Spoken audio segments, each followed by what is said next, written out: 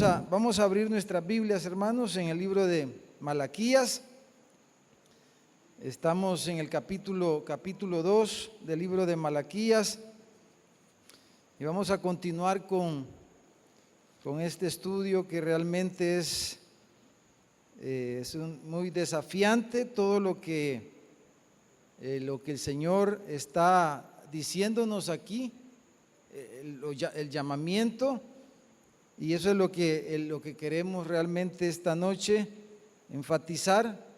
Vamos a ver el capítulo 2, versículo 1 al versículo 9. Malaquías 1, capítulo 2, versículo 1 al 9 va a ser nuestro texto. Y hermanos, el título le vamos a poner un llamamiento al sacerdocio. Es un llamado que Dios hace al sacerdocio aquí. Acuérdense, si ustedes han estado en las reuniones anteriores, hemos visto dos preguntas. La primera en el capítulo 1, en la primera parte, cuando el pueblo decía: ¿en qué nos has amado? ¿Se recuerdan? ¿En qué nos has amado? Y la otra pregunta era: ¿en qué te hemos deshonrado? ¿Verdad? ¿En qué te hemos deshonrado? ¿En qué te hemos ofendido? ¿En qué hemos hecho para que tú te ofendas? Era lo que vimos la semana pasada. Después de Dios responder estas dos preguntas que ellos se hacían, entonces el Señor hace un llamado aquí especialmente a los sacerdotes, al liderazgo espiritual de la nación, ¿verdad? A los sacerdotes, a los levitas. Dios les hace este llamado en estos versículos, pero que tengamos presente, hermanos, que la palabra nos enseña en el Nuevo Testamento que todos nosotros somos sacerdotes, ¿verdad? Esto es especialmente para el liderazgo, obviamente, ¿verdad? Esto es para el liderazgo. En primer lugar, para los pastores, para los líderes, para el liderazgo espiritual, pero todos y cada uno de nosotros, la Biblia dice que somos reyes y sacerdotes, ¿verdad? Somos una nación santa, somos real sacerdocio. Ustedes están bien instruidos en eso. Entonces, este llamado claramente lo podemos aplicar a cada uno de nosotros, aunque no tengamos, dijéramos, un gran liderazgo en la iglesia, dentro del pueblo de Dios, pero esto es un llamado para cada uno de nosotros. Y vamos a dividir estos versículos, hermanos, en dos partes básicamente. En primer lugar, vamos a decir que ese llamado al sacerdocio era un llamado al arrepentimiento, y en segundo lugar era un llamado a la fidelidad. Un llamado al arrepentimiento y un llamado a la fidelidad. Vamos a ver esta noche esas dos cosas. Vamos a leer el texto, versículo 1 al versículo 9. Después que el Señor ha tenido ese diálogo, ¿verdad?, que hemos estado hablando, ese diálogo que se da a través del libro entre Dios y el pueblo, el Señor permite que el pueblo le responda y le cuestione, y Dios les da una respuesta. Pero aquí en estos versículos tenemos, dijéramos, una respuesta, una declaración directa de Dios acerca de lo que Él esperaba, especialmente del liderazgo espiritual, del sacerdocio en aquellos días. Y dice la palabra así: ahora pues, oh sacerdotes, para vosotros es este mandamiento.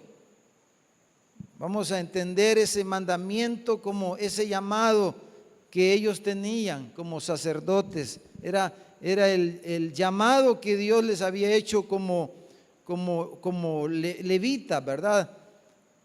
Dice: si no oyereis y si no decidís de corazón dar gloria a mi nombre, ha dicho Jehová de los ejércitos, enviaré maldición sobre vosotros y maldeciré vuestras bendiciones, y aún las he maldecido, dice, porque no habéis decidido de corazón, o sea, honrarlo, obedecerlo, temerle, etcétera, todo lo que ya vimos.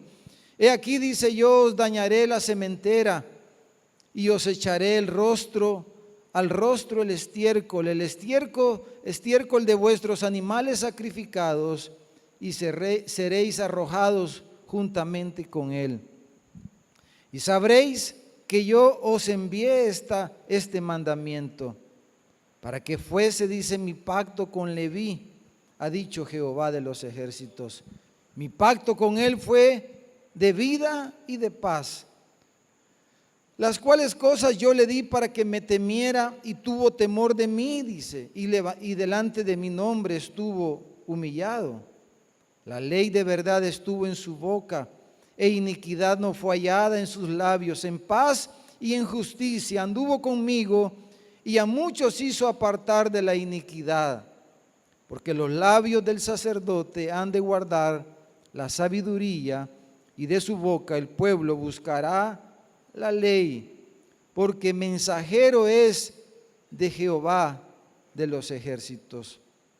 Mas vosotros, dice, os habéis apartado del camino, habéis hecho tropezar a muchos en la ley, habéis corrompido el pacto de Leví, dice Jehová de los ejércitos. Por tanto, yo también os he hecho viles y bajos delante de todo el pueblo, así como vosotros no habéis guardado mis caminos, y en la ley hacéis acepción de personas. Entonces, hermanos, hay, dijéramos, tres tareas principales que los sacerdotes tenían, ¿verdad? Dentro de su función sacerdotal, los sacerdotes tenían tres funciones principales. Una era el cuidado, el guardar el templo y el cuidado de todo lo que había en el templo, la limpieza, mantener el templo ordenado, que cada cosa estuviera en su lugar, etc. Esa era una de las tareas que los levitas tenían.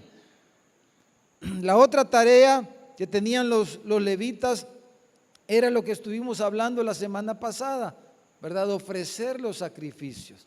Y ofrecer los sacrificios según las ordenanzas que discutimos la semana pasada, las ordenanzas que el Señor había instituido en la ley de Moisés, ¿verdad? Pero ellos vimos que estaban ofreciendo ovejas ciegas, ovejas cojas, y lo peor de sus rebaños eran lo que ellos estaban ofreciendo, y los sacerdotes lo aceptaban y lo ponían en el altar. Esa era la otra tarea que ellos tenían. Y la tercera tarea tenía que ver con la enseñanza de la ley de Dios.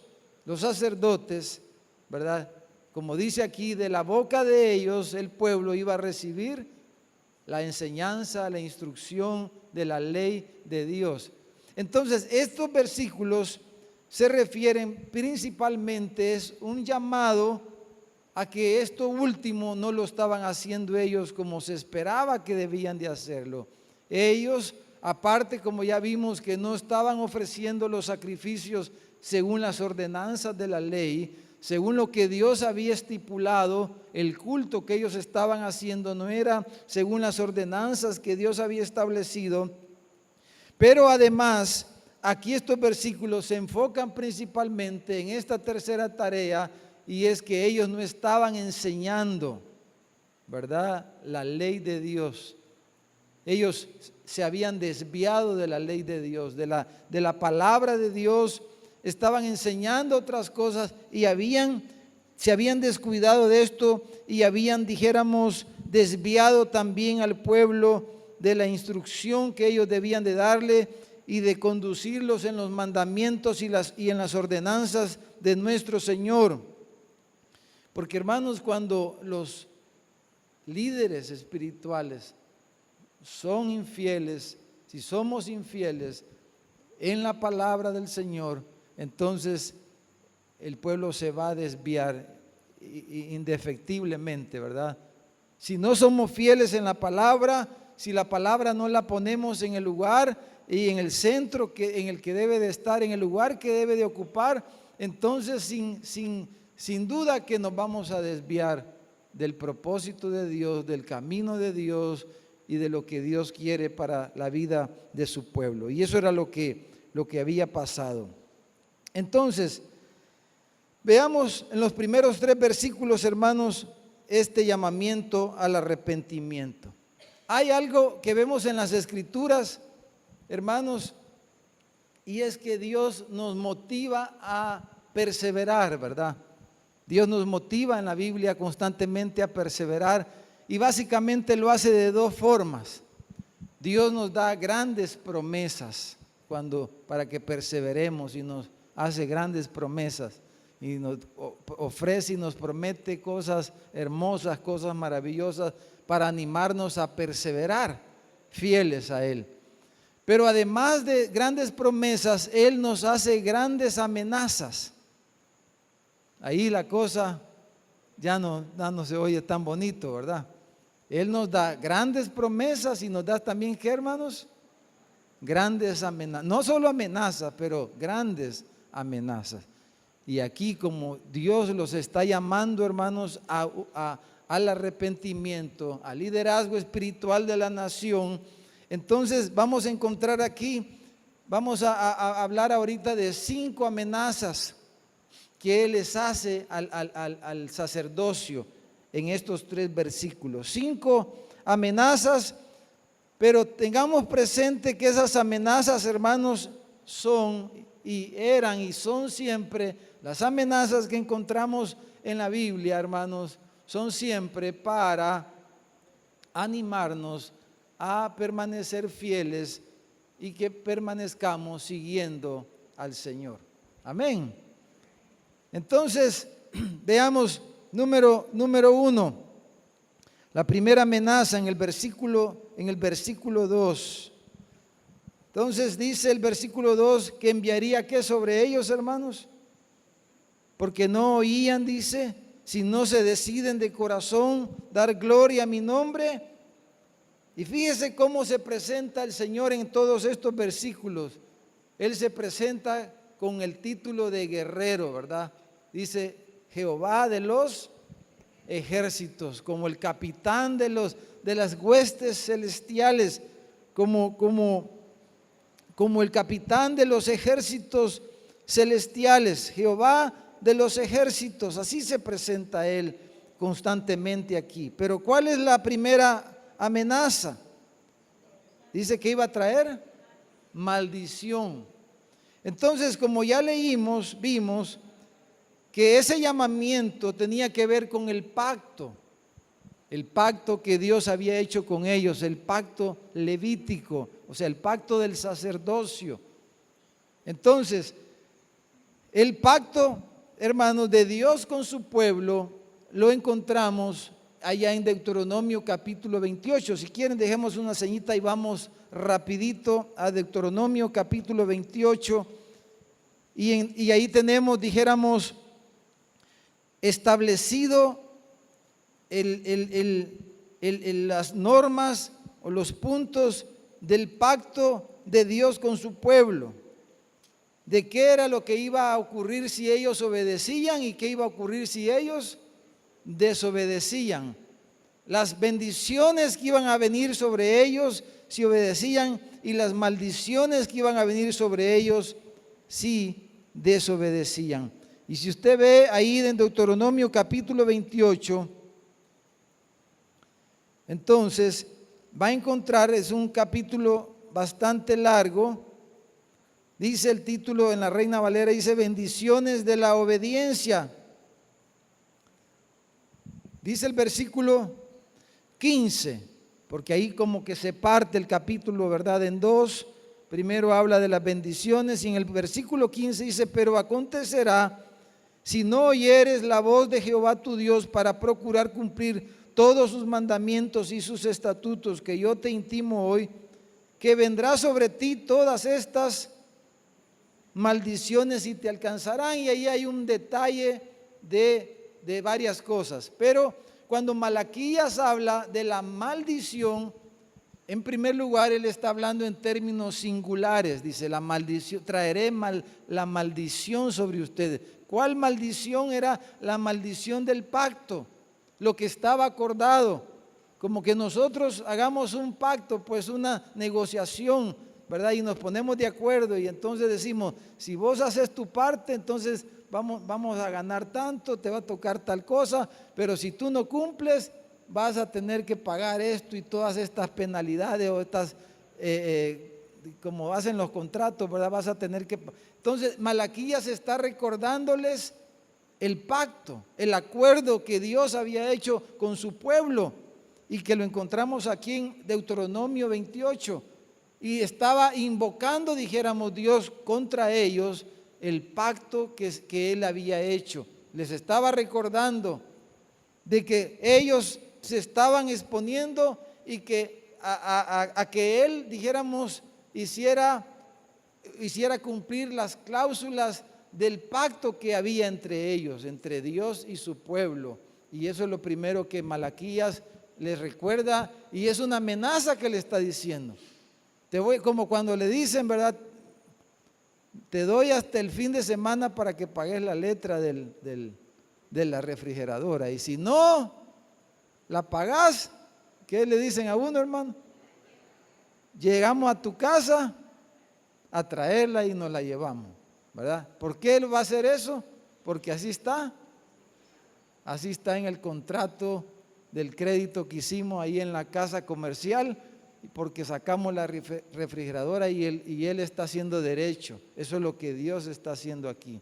Se está invocando la maldición, les está diciendo, voy a traer la maldición que ustedes saben que está acordada. Entonces, en primer lugar, se refiere en términos generales a la maldición en términos del contrato, no a cosas específicas. Pero luego, ahí mismo en el versículo 2, y volvemos allá a Malaquías, en el capítulo 2, en el versículo 2, dice el Señor, la segunda amenaza que el Señor dice es que Él iba a maldecir sus bendiciones. Fíjese qué curioso y qué tremendo lo que el Señor les está diciendo. Entonces, porque póngase a pensar, el pueblo traía sus ofrendas, ¿verdad? Traía lo que le iba a dar al Señor, el sacerdote lo tomaba, lo ponía en el altar, era consumido como un holocausto y debía de subir como un olor fragante a Dios, ¿verdad? Ese era el culto que ellos practicaban.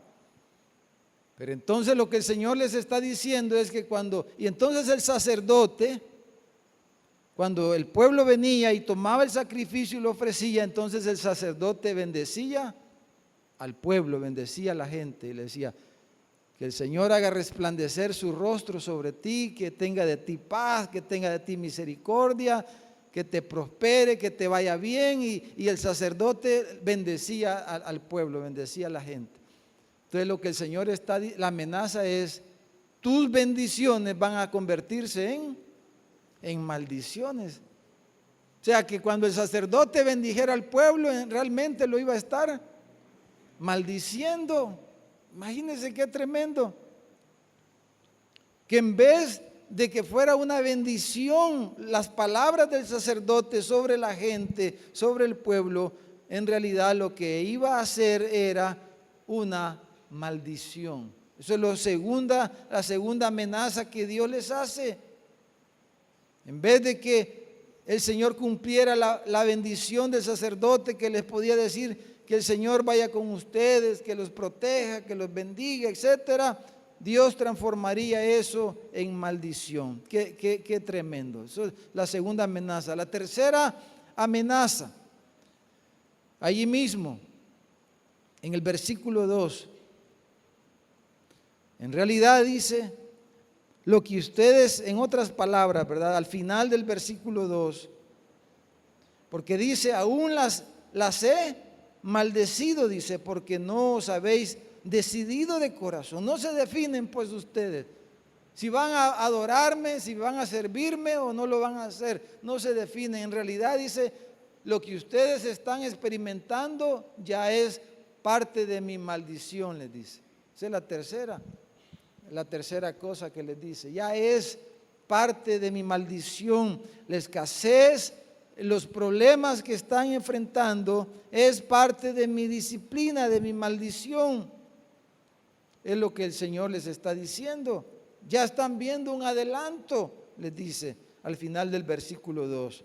Luego la cuarta amenaza que Él les hace en el versículo 3, hermano, la cuarta amenaza en el versículo 3, dice que él iba a destruir iba a dañar la sementera, o sea, la semilla, pues, la simiente.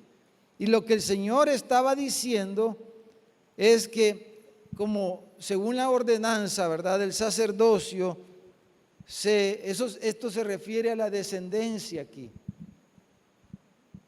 Esa es la cuarta amenaza que él le hace, ¿verdad?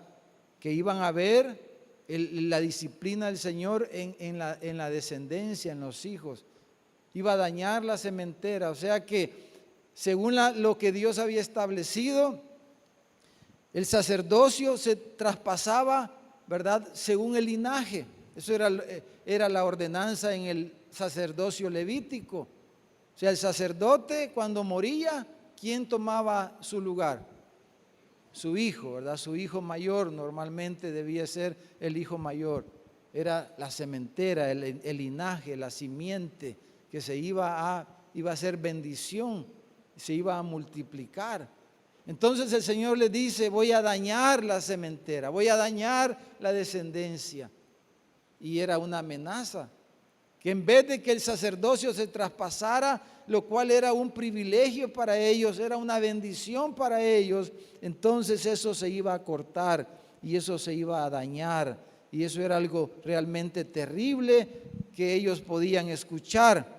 Entonces, que no disfrutaran de la bendición y el privilegio, hermanos, y si lo aplicamos, de ver que lo que Dios nos da, lo que Dios nos ha dado, su bendición, su presencia y todas las cosas que Él nos da, que podamos verla multiplicarse en nuestros hijos, hermano. Que nuestros hijos sean mejores que nosotros. Eso es esa es la bendición de Dios, ¿no es cierto? Pero el Señor los amenaza con eso. Les dice: voy a dañar la sementera, voy a cortar el sacerdocio. Y viendo históricamente la carta a los hebreos nos habla de que eso fue lo que finalmente ocurrió, ¿verdad? El sacerdocio levítico fue descontinuado, dijéramos. Y ya hoy día el sacerdocio no se hereda, sino que es el sacerdocio, el liderazgo espiritual en el pueblo de Dios es por el llamamiento, ¿verdad? Es por el que Él llama, no es por descendencia, no es por descendencia familiar que se hereda. Entonces, número 5, hermano, el último, en el versículo 3, Malaquías usa una figura, y dice: voy a echarles, dice, echaré al rostro el estiércol, dice, el estiércol de vuestros animales sacrificados, y seréis arrojados juntamente con él. Según la ordenanza, cuando se ofrecía un animal, un corderito, ¿verdad?, lo que se ponía en el altar de Dios eran las entrañas del animal, ¿verdad? Pero las pezuñas, el cuero y los intestinos con el estiércol de los animales, eso tenía que separarse y eran cosas impuras, y entonces eso tenía que sacarse fuera del campamento y solo se ofrecía, dijéramos, las entrañas, ¿verdad?, la carne del corderito. Esa era la ordenanza, porque esas cosas eran impuras. Entonces el Señor le dice: voy a agarrar el estiércol. Fíjese qué tremendo. Dice: voy a agarrar el estiércol y te lo voy a restregar. ¿En dónde? Le dice: en la cara, le dice. En otras palabras, para que te veas inmundo, ¿verdad?, impuro, y te tengan que sacar del tabernáculo, te tengan que sacar del campamento y te tengan que echar. En otras palabras, lo que el Señor les está diciendo es: ustedes me han deshonrado públicamente, no me han honrado como Padre, se recuerdan, como Señor. No me han honrado como su Dios. Delante de la gente me han deshonrado. Entonces yo voy a hacer lo mismo con ustedes, les está diciendo. Yo los voy a avergonzar públicamente. yo los voy a avergonzar públicamente y voy a hacer con ustedes como ustedes han hecho conmigo. Entonces, esa es la quinta amenaza. Entonces, ¿cuál era el objetivo de todo esto, hermanos? ¿Cuál era el objetivo de todas estas advertencias? Era llamarlos al arrepentimiento. Era llamarlos a que cambiaran su actitud, a que cambiaran su manera de actuar, que cambiaran sus caminos, sus prácticas, y que vinieran a vivir de una manera que honrara a Dios según lo que Él había establecido. Y el Señor les hizo todas estas amenazas para llamarlos al arrepentimiento hacia Él. Entonces luego del versículo 4 en adelante, hermanos, tenemos otras 5 cosas. Vamos a ver ahora, ya vimos 5 amenazas y hoy en la segunda parte vamos a ver 5 cosas, pero aquí ya no son amenazas, sino que dijéramos son instrucciones o indicaciones de cómo ellos podían ser fieles, qué era lo que Él esperaba, ¿verdad? De ellos como sacerdocio santo, como sacerdocio de Dios. ¿Qué esperaba Dios de ellos para que Dios los viera como un sacerdocio fiel? Entonces, a través de estas cosas y a través de lo que Él les dice del versículo 4 en adelante, si usted mira ahí en su Biblia, hasta el versículo 9, Él está como llamándolos a una renovación del pacto. Como cuando alguien dice, vamos a renovar nuestro pacto, ¿verdad? Por cierto, está bien si alguien quiere renovar, por ejemplo, su pacto matrimonial, ¿verdad? Pero la idea aquí de renovar el pacto, hermano, es que habían fallado, ¿verdad? Pero cuando no ha habido una inmoralidad o una infidelidad, yo por lo menos no le hallo mucho sentido a estar renovando la boda, ¿verdad? Pero aquí hay un llamado a renovar el pacto porque había habido infidelidad, porque se había roto el pacto. Pero si no se ha roto el pacto, en realidad no hay motivo. Estar renovando el pacto es como decir, no sirvió el primero, ¿verdad? Pero ellos habían fallado, habían sido infieles al Señor. Entonces el Señor los está llamando a volver, como volver al principio, pues, a lo que se había establecido, a las normas y al acuerdo del pacto original, al espíritu del sacerdocio original que Dios había establecido con ellos como su pueblo. Entonces, veamos, hermanos, que el Señor está ratificando esa alianza, ese pacto, y Él hace memoria. Si ustedes ven el versículo, en el capítulo 2, me movió aquí la página, en el versículo 5, el Señor dice, mi pacto con él, o sea, con Leví, ¿verdad? Como patriarca de la tribu, ese pacto con Leví fue establecido allá en Éxodo, capítulo 32, no lo vamos a ver por capítulo 32, 33, después que el pueblo se hizo los becerros, ¿se recuerdan? Cuando Moisés regresó del monte, entonces Moisés rompió los becerros y Moisés hizo un llamado a responder a Dios en fidelidad, y los levitas, la tribu de Leví fue la que respondió. Entonces el pacto de Leví, del sacerdocio levítico, comenzó ahí en Éxodo 32, 33, con la cuestión de los becerros. Ahí hizo Dios el pacto con Leví, pero hubo un incidente al cual más específicamente se está refiriendo aquí Malaquías, que quisiera invitarlos a leer en Números capítulo 25. Si vamos al libro de Números, al capítulo 25, cuando Malaquías dice y habla de este pacto de paz,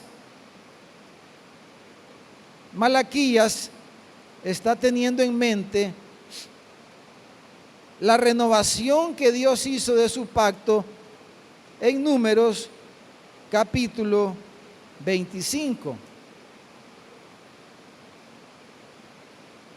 Número 25.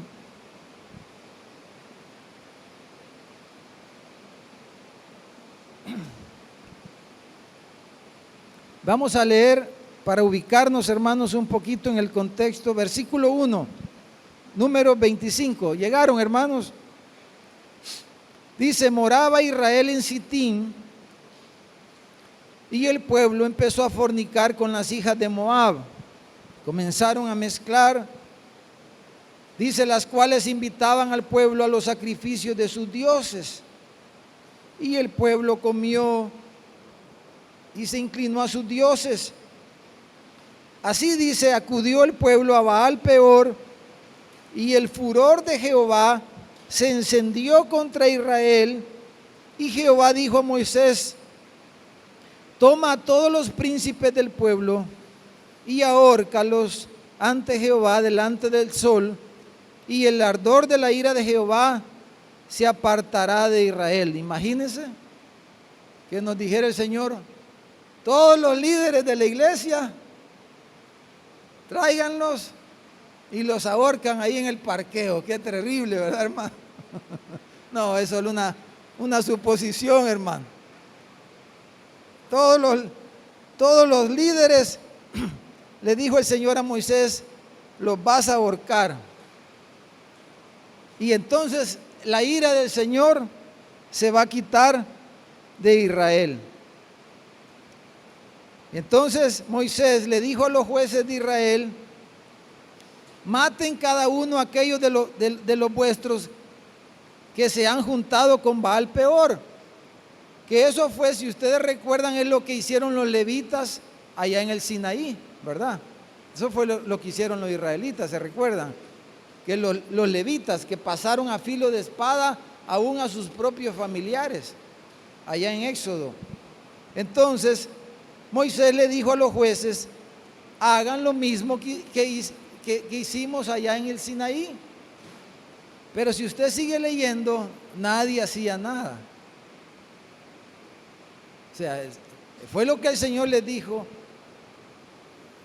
ahorquen, o sea, castiguen a los líderes, a los príncipes.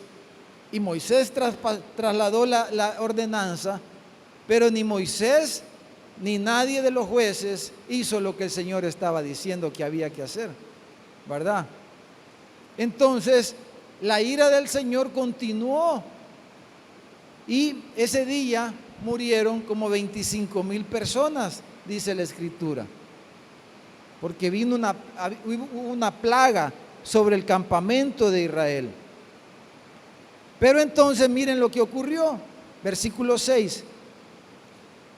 Pero la cosa siguió creciendo, y aquí dice: un varón de los hijos de Israel vino y trajo una madianita a sus hermanos a ojos de Moisés y de toda la congregación de los hijos de Israel, mientras lloraban ellos a las puertas del tabernáculo de reunión. O sea, mire el cuadro, hermano. Estaba el campamento de Israel. Había una plaga que era el juicio de Dios sobre ellos, ¿verdad? La gente estaba muriendo, los hijos estaban muriendo, y habían muchos que estaban llorando ahí porque sus hijos estaban muriendo. 25,000 personas murieron ese día. Y entonces, pero a pesar de todo eso, hermano, el pecado se había degenerado tanto que viene este hombre con esta mujer madianita, y no le importó el dolor del pueblo que estaba ahí llorando porque era el juicio de Dios sobre ellos. No le importó la autoridad de Moisés, de los líderes, no le importó nada. Y trajo, dice, a la madianita al campamento, a los ojos, dice, de Moisés y de toda la congregación. Entonces mire lo que ocurrió en el versículo 7. Dice: y lo vio Finés, hijo de Eleazar, hijo del sacerdote Aarón. O sea, Finés era nieto de Aarón. O sea, era ya la tercera generación de Aarón. Eleazar, que era el sumo sacerdote en ese momento, era hijo de Aarón, y este Finés era nieto de Aarón, hijo de Eleazar. Y mire lo que hizo Finés. Dice, se levantó de en medio de la congregación y tomó una lanza en su mano y fue tras el varón de Israel a la tienda. Dice, y los alanceó a ambos, al varón de Israel y a la mujer por su vientre. ¿Y qué pasó, hermanos? Y cesó, dice, la mortandad de los hijos de Israel, y murieron en aquella mortandad 24,000, hermano. Murieron en aquella mortandad. Entonces Jehová habló a Moisés y le dijo, Finés le dijo, hijo de Eleazar, hijo del sacerdote Aarón, dice, ha hecho apartar mi furor de los hijos de Israel, llevado de celo de entre ellos, dice, por lo cual yo no he consumido en mi celo a los hijos de Israel. Por tanto, diles, he aquí, yo establezco mi pacto de ¿qué dice, hermano? De paz con él. Mi pacto de paz con él. Y tendrá él y su descendencia después de él el pacto del sacerdocio perpetuo, por cuanto tuvo celo por su Dios e hizo expiación por los hijos de Israel. Entonces, el Señor, a través de Malaquías, le está hablando a los descendientes de Aarón, al sacerdocio, y está haciendo una conmemoración, ¿verdad?, del pacto de Leví, y hace una referencia también a este incidente cuando dice, mi pacto de paz con ustedes. Dice, para renovar el pacto, acuérdense quién es su padre, quién fue Leví. Acuérdense de Finés, cómo él hizo cesar mi ira, cómo él hizo cesar mi enojo sobre el campamento, sobre la congregación, porque fue llevado de celo por mi santidad, por mi honor, que era lo que ellos no estaban haciendo. Como dicen, les valía sorbete el nombre de Dios, ¿verdad? Les valía cualquier pepino, como dicen, el nombre de Dios. Y entonces el Señor a través del profeta les está recordando, les está evocando lo que había hecho este Finés, y cómo es que él había establecido su pacto, cómo había ratificado esa alianza con Finés, el hijo de Eleazar, cuando el pueblo se había desviado y se habían metido en estas orgías y en estas perversiones, como acabamos de leer aquí. Entonces, en primer lugar, el Señor les está llamando a temer a Dios. Solo el primer llamado, la primera indicación para que ver si hay fidelidad. O sea, ¿qué significa ser fieles a Dios? Número uno, temer a Dios. Eso es lo primero que el Señor les está diciendo. Témanme. O sea, es un llamado a arrepentirse, pero si ellos se arrepentían, ¿cómo se iban a comportar? En primer lugar, iban a temer a Dios, ¿verdad? Que era lo que ya le había dicho en el capítulo anterior. Témanme, si yo soy su Señor, témanme, estaba diciendo el Señor. Si yo soy su Padre, hónrenme, les había dicho. Entonces, número uno, es un llamado a temer a Dios. Si tememos a Dios, podemos hablar de ser fieles a Dios. Dice el versículo 5. Mire el versículo 5. Dice, las cuales cosas yo le di para que me temiera, dice el versículo 5 en la segunda parte. Y tuvo temor de mí, y delante de mi nombre estuvo humillado. Entonces es un llamado a temer a Dios. En segundo lugar, era, hermanos, un llamado a que ellos cumplieran su función de que en su boca se encontrara la ley de Dios. O sea, que se metieran en la ley de Dios, en la palabra de Dios, que se instruyeran en la palabra de Dios, que conocieran la palabra de Dios, que aconsejaran con la palabra de Dios, que de su boca saliera la palabra de Dios, no sus ideas y sus pensamientos, sino que de su boca, que encontrara el pueblo la ley, la instrucción, ¿verdad? De que en sus labios no hubiera maldad, sino que de su labio se encontrara la ley de Dios. Eso era lo segundo. En el versículo 6 dice: la ley de verdad estuvo en su boca, e iniquidad no fue hallada en sus labios. Que la única manera de que haya pureza de labios, hermanos, es que el corazón se llene de la palabra de Dios. No hay otra manera. ¿Con qué limpiará el joven su camino? Con guardar su palabra. Si estamos llenos de la palabra de Dios, entonces nuestros pensamientos van a estar saturados de la palabra de Dios. Pero hermanos, cuando uno se descuida de esto, si uno no está en la palabra de Dios, entonces la mente se empieza a llenar de un montón de cosas. De lo que uno ve en la televisión, de lo que uno ve en YouTube, de lo que uno ve en Facebook. Todo lo que anda en la mente, Facebook y YouTube. Eso es lo que anda en la mente de la persona, el creyente. Y ellos habían dejado la ley de Dios, entonces ¿qué tenían? ¿Qué salía de sus labios? No salía la palabra del Señor. Y entonces la segunda indicación para que ellos fueran fieles era que estuvieran en la ley de Dios, que le temieran.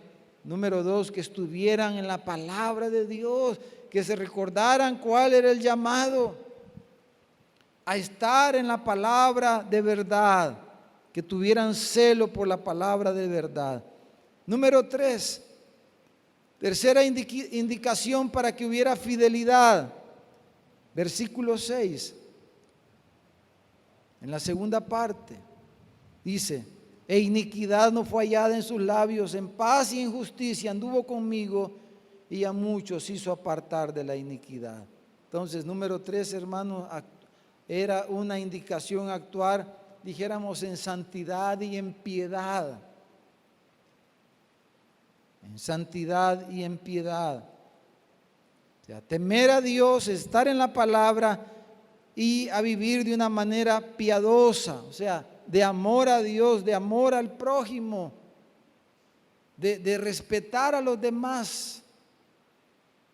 Porque hermanos, cuando se habla de santidad en la iglesia, a veces se habla de cosas superficiales y de la apariencia. Pero aquí se está refiriendo a la forma en que trataban y cómo se comportaban con los demás principalmente. A tener conductas piadosas, que si ellos iban a ser fieles a Dios, se iba a ver esa fidelidad a Dios en cómo ellos trataban a los demás, de cómo ellos se comportaban con las demás personas, si las respetaban, si las servían, si las amaban, si hacían lo correcto o si no hacían lo correcto. Ese era el llamado aquí, en el versículo 6, a que anduvieran en paz y en justicia con Él, con su prójimo. En cuarto lugar, entonces, como dice al final del versículo 6, la cuarta indicación, hermano, la cuarta indicación en el versículo 6 era, dice que a muchos habían hecho apartar de iniquidad. Número cuarta indicación es hacer diligentes en el ministerio que ellos habían recibido como sacerdotes de Dios. ¿Cuál era la función de ellos, hermanos, como sacerdotes? ¿Cuál era la función central de todo lo que hacían? Tener limpio el templo, ordenar el templo, ofrecer los sacrificios, instruir con la palabra de Dios al pueblo. ¿Cuál era el fin de todo eso? ¿Por qué queremos tener un templo, un lugar donde nos congregamos bonito, cómodo, Hoy en estos tiempos hasta aire acondicionado hay que pedirle ya a Dios que nos dé, hermano, porque aquí ya no se puede estar, no se puede hacer un seminario de un día aquí, no se puede, no aguanta uno el calor.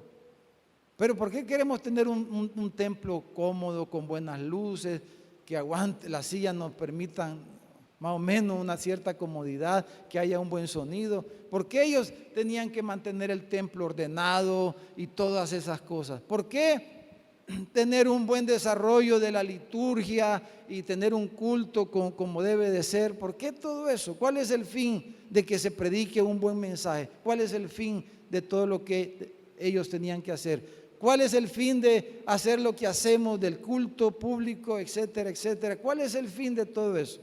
¿Cuál es en esencia el fin? Lo que dice al final del versículo 6, ¿qué dice, hermano? ¿Apartar de qué? De iniquidad. Que la gente se aparte de la maldad, de la iniquidad. Ese es el fin de todo eso. Pero si hacemos todo eso, tenemos un templo maravilloso, un culto bien alegre, y se da un buen mensaje, pero la gente sigue en su maldad. Seguimos en los mismos caminos. No estamos cumpliendo el propósito de Dios. Entonces ese era lo cuarto. Que ellos fueran diligentes en buscar ese fin. No se quedaran en las cosas ahí superficiales. Ya hice la limpieza, ya estuvo, ya cumplí. No. Me preparé bien para dar el sermón y ya cumplí. No es ese el fin. Que di bien el sermón. Claro, hay que dar bien el sermón, hay que tener limpio. Si me toca hacer ujier, atender bien a los hermanos, acomodarlo. Pero por ejemplo el domingo alguien me hacía un comentario. Dice que entró alguien con una de esas sillas, con una andadera que se convierte en silla, y ya habíamos comenzado y parece que todo un montón de servidores estaban allá y a nadie se le ocurrió irle a ayudar a la hermanita que entró con la andadera. Nadie se le fluyó, fíjese. Todos la vieron pasar o ni la vieron quizá. Y así podemos hablar de un montón de cosas que a veces no hacemos. Pero hicimos perfecto todo el servicio en el parqueo, ubicamos bien los carros, pusimos conos y estábamos bien vestidos. Todo eso está bien, pero ese no es el objetivo. La gente se está convirtiendo de sus malos caminos o seguimos iguales, ¿verdad? Eso es lo que el Señor, o sea, que fueran diligentes en buscar eso. Eso es lo que el Señor les estaba diciendo. Y la quinta indicación, hermanos, la última indicación que quisiera que viéramos aquí, en el versículo 7, versículo 8, versículo 7, le recuerda de la ley, la importancia de la ley, la centralidad de la palabra. Que ellos eran mensajeros de la palabra de Dios, como lo somos cada uno de nosotros. ¿Cuál es el fin de todas esas cosas? Que demos la palabra de Dios. Porque solo la palabra de Dios puede convertir el corazón. Eso enseña la Escritura, ¿no es cierto? Solo la palabra de Dios, como dice el canto aquel de niño, es como martillo que rompe la piedra. Solo la palabra de Dios. Entonces, la centralidad de la palabra de Dios. Por eso la palabra de Dios, hermano, en el culto público debe de ocupar un lugar sumamente predominante. En el culto público de la iglesia cristiana, en la iglesia del Señor Jesucristo, la palabra de Dios. No podemos tener un culto y decir, no hubo necesidad de dar un mensaje porque bien alegre estuvo en la alabanza y para qué vamos a predicar. Eso no es. Eso no está de acuerdo a las instrucciones que vemos y lo que el Señor está diciendo aquí. Ese es el énfasis que repite en el versículo 7. Pero el 8 dice: mas vosotros habéis apartado del camino, porque habían dejado la ley, habéis hecho tropezar a muchos en la ley, porque habían dejado la centralidad de la palabra, habían corrompido el pacto de Leví, como ya dijimos, ya explicamos cuál era el pacto. Por tanto, dice, yo también os he hecho viles y bajos ante todo el pueblo, así como vosotros no habéis guardado mis caminos. Y dice, y en la ley hacéis acepción de personas. Y eso es lo último. La quinta indicación de fidelidad era, hermanos, que no hicieran acepción de personas. Eso es algo que el Señor ve bien mal, hermano. Y sabe que es como el Señor tiene humor, ¿verdad? Ustedes saben que el Señor y a veces el Señor es sarcástico con nosotros para ver si así entendemos. Porque eso de la inclusión, ¿verdad?, que está de moda hoy día. ¿Quiénes son los que están ahí proponiendo y promoviendo eso de la inclusión? La gente que incluyamos cosas pervertidas. Pero el concepto de ser inclusivos, hermanos, ese es un concepto bíblico. Pero lo terrible para la iglesia es que la gente impía es la que está promoviendo un valor bíblico, un valor de Dios. En vez de que sea la iglesia que lo promueva, la inclusión, aquí el Señor los está reprendiendo porque ellos, en vez de ser inclusivos, ¿qué estaban haciendo? Exclusivos, haciendo acepción de personas. Lo que está pasando en el mundo es un llamado de atención a la iglesia, hermano. Nosotros criticamos y ni nos damos cuenta que el Señor nos está restregando el estiércol en la cara a la iglesia. Esa es la realidad. El feminismo y la reacción esta es el abuso a la mujer, y que la iglesia misma ha cultivado eso, el machismo, y es el Señor restregándonos el estiércol a la iglesia, porque no es el Señor defensor de viudas, pues, de huérfanos, de débiles, de los pobres. Y entonces la iglesia, en vez de promover los valores del reino, en vez de promover las cosas de Dios y el corazón de Dios, la gente impía lo está promoviendo, y la iglesia haciendo acepción de personas. O sea, si vamos a ser fieles, el Señor les está diciendo, no hagan acepción de personas. Si van a saludar a los hermanos, salúdenlos a todos, por decir algo. Si vas a ser amable con alguien, sea amable con todos. No solo sea amable con los que te caen bien, o con los que te conocen, o con los que te hacen favores. Porque habemos algunos, hermanos, que, no, hombre, si para servir a algunos nos pintamos, como dicen, pero con aquel no me meto. A este le sirvo, hasta le lustro los zapatos, pero aquel no, hombre, ese mejor ni lo deberían de dejar entrar a la iglesia porque me cae mal a mí. Eso, acepción de persona, hermano. Entonces, eso no es ser fieles a Dios.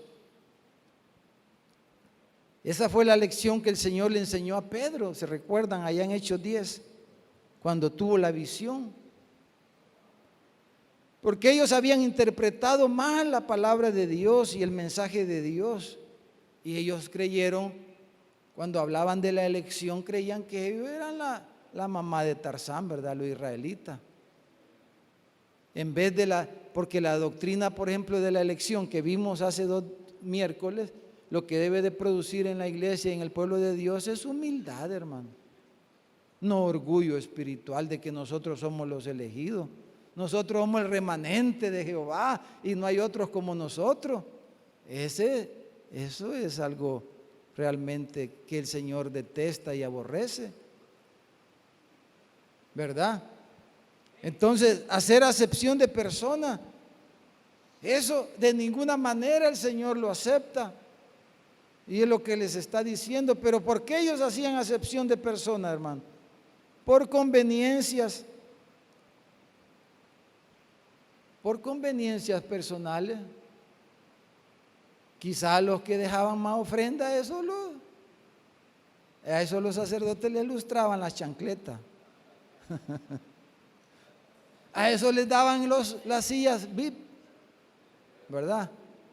Le daban los mejores puestos ahí, como dijo Santiago, hermano. Bueno, Pedro, después de la experiencia, de la visión que tuvo y de lo que pasó en la casa de Cornelio, Pedro dice, abrió la boca Pedro. Pedro siempre estaba abriendo la boca, ¿verdad, hermano? Pero aquí la abrió para bien, hermano. Y dijo, en verdad, dijo, comprendo que Dios no hace acepción de personas, sino que en toda nación se agrada del que le teme y hace justicia. Y Santiago dijo en el capítulo 2, hermanos míos, que vuestra fe en nuestro glorioso Señor Jesucristo sea sin acepción de personas. Porque si en vuestra congregación entra un hombre con anillo de oro y con ropa espléndida, y también entra un pobre con vestido andrajoso, y miráis con agrado al que trae la ropa espléndida y le decís, siéntate tú aquí en buen lugar, y le dices al pobre, a vos estate ahí en pie, o siéntate aquí abajo en mi estrado. ¿No hacéis distinciones entre ustedes mismos y venís a ser jueces con malos pensamientos? Hermanos míos amados, oigan, ¿no ha elegido Dios a los pobres de este mundo para que sean ricos en fe y herederos del reino que ha prometido a los que le aman? Pero ustedes habéis afrentado al pobre, no os oprimen los ricos, y no son ellos mismos los que os arrastran a los tribunales. No blasfeman ellos el buen nombre que fue invocado sobre ustedes. Si en verdad cumplís la ley real conforme a la Escritura, amarás a tu prójimo como a ti mismo, bien hacéis. Pero si hacéis acepción de personas, cometéis pecado y quedáis convictos por la ley como transgresores. Y era lo que estaba pasando entre ellos. Entonces, número 5, no hacer acepción de personas. 5 indicaciones para, hermanos, ver de que estaban siendo fieles en el ministerio, en el sacerdocio. En primer lugar, temer a Dios. Segundo lugar, tener la palabra de Dios en su boca, en su corazón. Tercer lugar, practicar la santidad y la piedad. Cuarto lugar, ser diligentes en su ministerio, en el ministerio, ser diligentes. Y número 5, no hacer acepción de personas. Y era el llamado de Dios a fidelidad, a que ellos fueran fieles al Señor. Amén, hermanos. Mire, se vino más fuerte el agua, hermano. Tenemos tiempo para orar, ¿verdad? ¿Qué tal si oramos un momento? No sé cómo usted se siente, hermano, pero estas cosas son con las que tenemos que luchar. Eso era ellos, pero nosotros no nos parecemos bastante, hermano. Nos parecemos bastante a la gente de la antigüedad. Entonces, concluyendo, hermanos, podemos decir que Dios, hermano, es celoso. Dios es un Dios celoso, celoso de su nombre, celoso de su pueblo, celoso de su culto, celoso de sus asambleas, celoso del ministerio. Dios es un Dios celoso. Él es santo y es celoso de su nombre. Entonces, también podemos aprender aquí en resumen de que la palabra de Dios, hermano, es central en el ministerio, en la obra de la iglesia, en la obra espiritual. La palabra de Dios debe ocupar un lugar central en nuestros hogares, en nuestras empresas, negocios, en nuestras casas, en nuestra vida personal. ¿Qué lugar ocupa la palabra de Dios, hermano? ¿Cuánto tiempo está dedicando usted a la palabra de Dios? A meditar, a leerla, a reflexionar, a memorizarla, a estudiarla. Gloria a Dios que estamos aquí estudiando la palabra de Dios, hermano. Pero eso es otra cosa importante aquí. Entonces, y otra cosa que aprendemos aquí, hermanos, es que como pueblo de Dios no debemos acomodarnos y acostumbrarnos y aceptar lo que está malo. Tenemos que decirlo, tenemos que corregirlo, tenemos que pronunciarnos. Si algo creemos o vemos que no está bien, hay que amonestarnos en amor los unos a los otros. Hay que ayudarnos los unos a los otros. Pero no podemos ser como los días de Finés, que nadie decía nada, porque ay, que se va a enojar el hermanito, ay, es que le va a dañar el corazón al hermanito. Si le va a dañar el corazón y no ya lo tiene todo dañado, porque mire cómo anda. Por eso es un iracundo, por eso es un engreído, por eso es un orgulloso, porque el corazón lo tiene tan mal. ¿Qué le va a dañar si ya lo tiene bien dañado? No acepta ninguna corrección, no se le puede decir nada al hermanito porque es un gran orgulloso. Eso no es lo que la palabra nos llama a cultivar, ¿verdad, hermano? Sino a amonestarnos en amor los unos a los otros. Decir, hermano, allá lo vi, hermano. En vez de írselo a contar a la almohada, dígaselo a la persona. Dígale, hermano, quiero orar por ti. La forma en que trataste a la hermana, al hermano no fue la correcta. Te enojaste, ¿verdad? Vení, a mí me pasa lo mismo. No, si eso es humano, sos humano. Bueno, entonces es normal que te enojes, que se te salga el indio.